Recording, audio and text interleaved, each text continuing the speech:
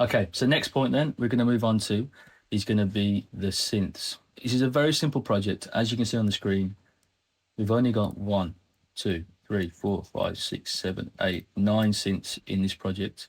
Might sound quite a lot, but in the context of the entire project, we've got 29 channels. In fact, 28 channels. That's the Bush drum channel. 28 channels. Very, very simple project. It's really an upfront track. A lot of the energy's come from the drums, and minimal energy has come from the synths. But the synths have so much character that it just adds a bit of a sprinkle over the entire beat. So let me come to the organ, which is the main, I guess, feature of the track. The organ is just a one-shot, just a simple one-shot sound that we found out of Loop Cloud.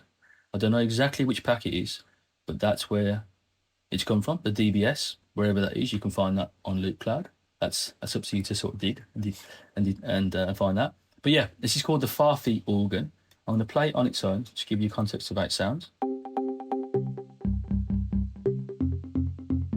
So it's got quite a nice body to it. Overall, nice little click, great sound. I'm just going to take off some of the processing. It already sounds good without any processing on. So for me, sample selection again, whether it's your main synth or a chord, a bass, as long as the character sounds good on its own originally, it's worth using. If you've got to really scratch around, EQ some stuff out, make it work in the mix, it might not be the right sound. But for this one, we felt it was the right sound for us. But let's just go step by step on what we used. So again, channel EQ, you guys can use your Ableton EQ8 or whatever you want to use. Just adding some character now.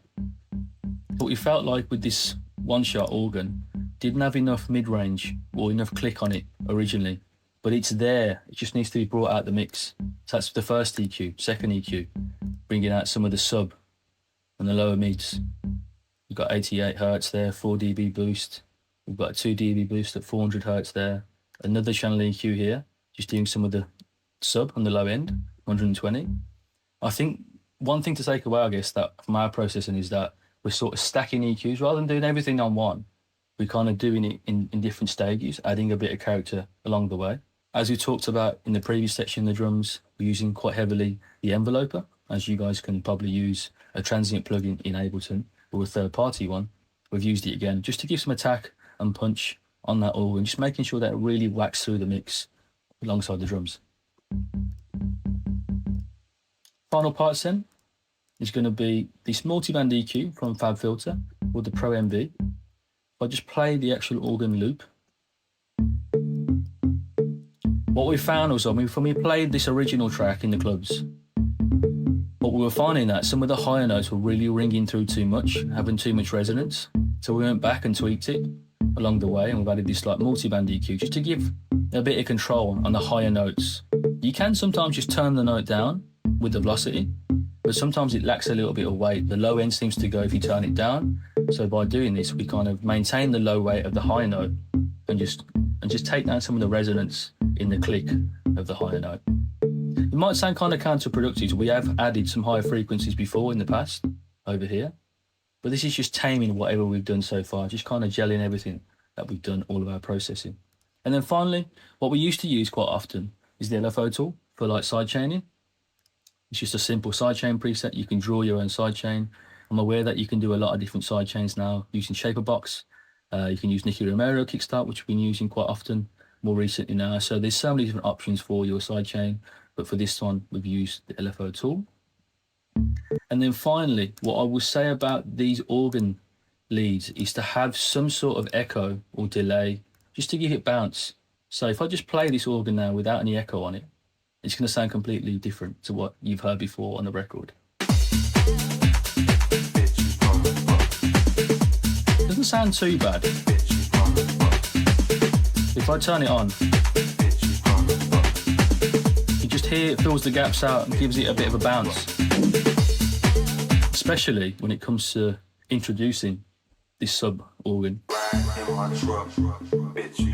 take it out. It's very dry. Very dry, very super dry. Can't tell you.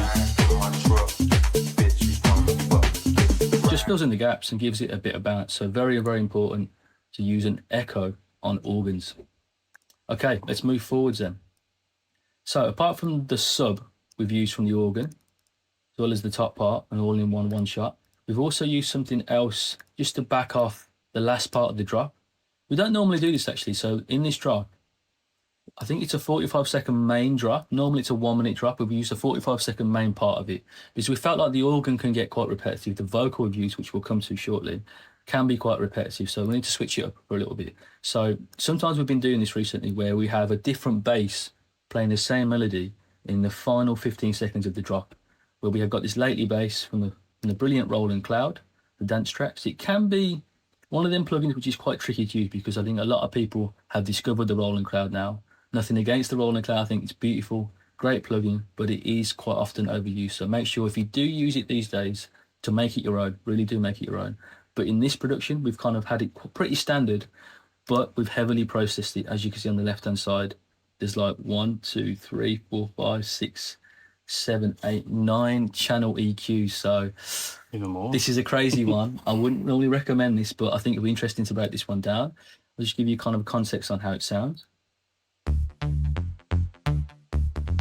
It's super fat. The low end is really punching through. Nice bite to it. Now, if I just turn off, I'm going to just turn off the echoes. I don't think we're using it. No, we're not using the echo, so I can just turn it off. So let me just turn all these plugins off and let's just hear how it sounds. So it's got no presence at the moment, but again, the main body sounds good. I know the preset sounds great. Everything's there, but we just need to accentuate the attack, the mid-range, and just bring out some of the sub. So let's just quickly go through it. First channel EQ, it's pretty harsh. We're boosting some of the mids there. 5 dB, 125 hertz, with a massive boost, 9 dB at 2K, even more on the top end there, 10 dB boost at the 20,000K, just to kind of really bring out the presence. I won't bore you too much with it, so I'm going to just enable each EQ as we go along. You can kind of hear what it's doing, especially these two here. It's bringing out some of the tops, but by doing so, we've boosted so much tops that we've kind of created an imbalance really. There's a massive curve of the tops, but we're just really losing some of the low end punch now. As we go down the chain, we're starting to add some of the low end frequency back. And then the R bass, fantastic plugin by Waves. Always rely on the R bass just to give us that kind of boost of the low end. There it is. And that's the presence that comes back in at 60 hertz there. I think with the R bass, it can often be sometimes overused. Sometimes you can really cook the signal before you take it in there. So just be careful of this area over here on the output. If you order in the red, you're distorting. And I'm not sure if the R bass gives the best distortion. I'd say come into it quite low and then add what you want to add on the intensity. I wouldn't add crazy amounts so far. The sub you have to be careful with. You've got to know the room, of course, know your headphones, know how much you're adding, and of course reference other people's tracks. Just see how heavy their bass is. So just be careful of using this plugin sometimes. But yeah, with this one, we've honed in at 60 hertz and it's just giving you the weight. You can hear it. Take it out. You might as well just sack it off this sound now, as it sounds awful. But then when you add that in, there you go. It brings it to life. The next plugin, another channel EQ, just giving it some of that top end rip almost, just really punching through now. We've just done a hard cut there, just making sure that there's no nasty frequencies below 30 hertz. Even more boosting now, just giving some more character at 200, more top end. Boosted through the roof, this one. Boosted through the roof, man. And then the final punch, just to give you that real presence in the mid. So what I would say, long story short, with lately basses is that sometimes when they come straight raw out of a plugin, they might not sound full enough. So sometimes you've got to process them just to bring out some of the more character. That's why we've done it here. I wouldn't say this is normally a normal thing that we do, over-process it like that, but it needed it. I think it really needed it. The final thing, again, we've used this standard clip, just to clip any of the spiky notes. As you can hear there, just clipping it, giving it a bit of a crunch. The crunch actually sometimes come from this soft clip saturator. Often underused, I think this one is. I think before, when we first initially bought it, we were just bringing the clip down, it was clipping the signal and we left it as it was. But sometimes we're hearing some like nasty artifacts. So by increasing the soft clip saturator, from our personal point of view, it gives it kind of a nice bite on some of the notes. That's why we used it there, just to tame it and control the lately bass. Okay, let's move forwards then. So everything apart from the sub organ and the lately bass is just kind of complementing the groove. So during the drops, if I just play this section here, we've got these sharp stabs. I'm going to move them further up, which come in the last 30 seconds. Just like a piano stab we found, I think, from Splice. Super nice, giving it a bit of like an extra bit of character.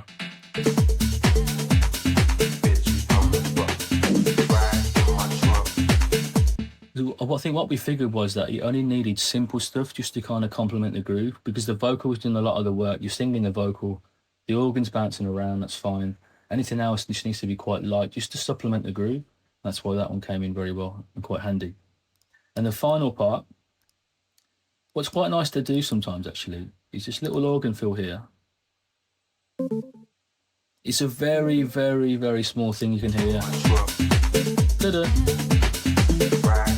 Just to add like an extra bit of character in it towards the end. Bit of ear candy, isn't it? You know, like you said, it can be quite a repetitive track if you really listen to the elements, but these little pieces of ear candy really keep the track going and keep you interested in the track. Yeah, for sure, man, for sure.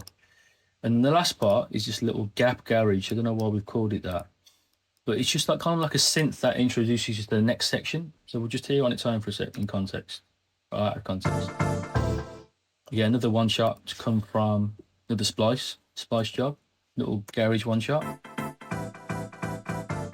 It's actually quite nice, to be fair. You could use that. Reuse that again. Track in. A very summery, garagey sort of track. But yeah, great little one shot. And it's been thrown in here just to create the kind of a bridge rather than having a crash. We'll just use that as the crash function or something else, basically. And I think when it comes to one shots, I don't think we spoke about much one shots, but a lot of our productions are one shot chords from different places. If you're not sure about keys or them kind of things, what I always say to people is just throw them in. If you like how they sound, the initial character of it, throw it in, put it on your MIDI keyboard or your QWERTY keyboard, just play around with it, see if it fits with the key of the track. If it doesn't, that's fine, move it on. But majority of stuff that we do for like chords and one shots, we just throw them in. If we like it, throw it in, see if it works. And in this case, I remember just putting it in, having to play around and go, oh, that seemed to work there. Okay, so let's move now to the final part of the synths, which is in the breaks. So I find like when these synths come in, it gives you a real feeling of Halloween, real creepy sort of like kind of, it sets the mood for what comes next, I guess. It flips the whole track. Because for me, the arrangement on this one's different to what we normally do. We keep the drop well out of the way for the listener to really enjoy. It's like, I think the drop comes at 2 minutes, which I think's normally unheard of, I think, to be honest. I think in tracks these days, to have the drop normally at 1 minute just to get you in the track. But with this one, we sort of leave it all the way to 2 minutes.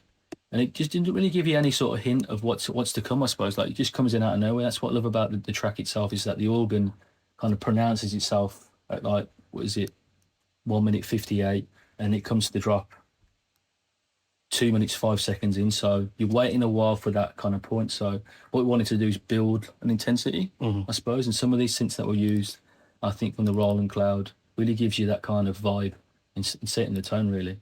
Even from the initial get-go, this little bloop thing that I think you added in really gave it a nice kind of vibe and fit. Just this bounciness. It's like, as you bring the track in, you can know, oh, if you know the track, you're like, oh yeah, I know what track's coming in. Yeah. There's that little bloopy thing. Character, hasn't it? Yeah. So much character. And then, of course, vocal comes in. So you know definitely by now what's coming in. And then what we start to do is just by volume automation. So you could do that, of course, in utility, bring in the volume up that way. I'd say when it comes to volume automation, trying to use the utility in Ableton. For me, I just use same sort of thing in Logic. It's also in utility, as you can see, because some people that I see making music, they often use the actual volume fader. But when it comes to automating that, if you want to change the volume later on, you can't because you've automated it. So it's a little tip. Make sure to use utility and the volume plugin in there. So with this one, I think we've actually used an EQ to bring it up. So there's this thing called the single band EQ in Logic. You could probably do it in EQ8 in Ableton. just slowly creep up some of the high frequencies and open the sound out, as you can hear.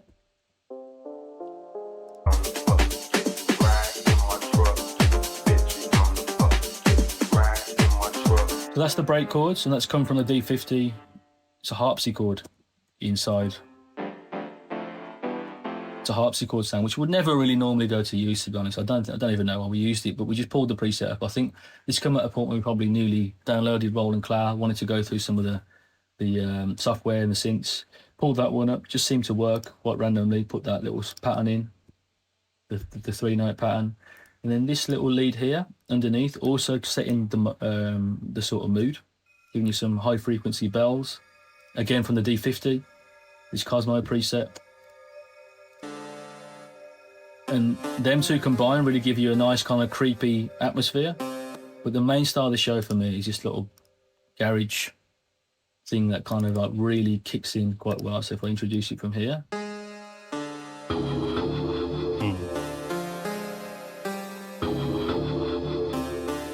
It's real atmosphere. I think they like all combined. It does create that dark, tense atmosphere. Yeah, for sure. That's it.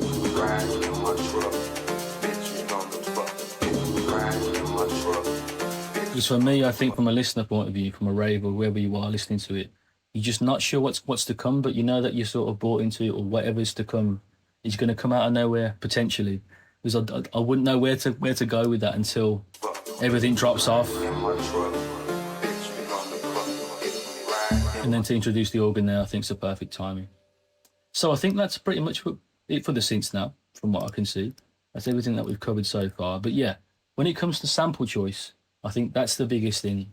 Everything I've kind of shown you guys today is going to be the sample based. Like for example, the organ one shot, the latelys come from a software, Roland Cloud, the stabs have come from a one shot. It's kind of a combination of both, isn't it, that we use.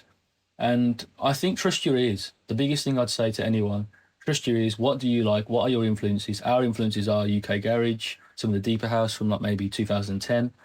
Those are our influences, and that's what we always pick from. So that's why we've chosen a lot of these sounds.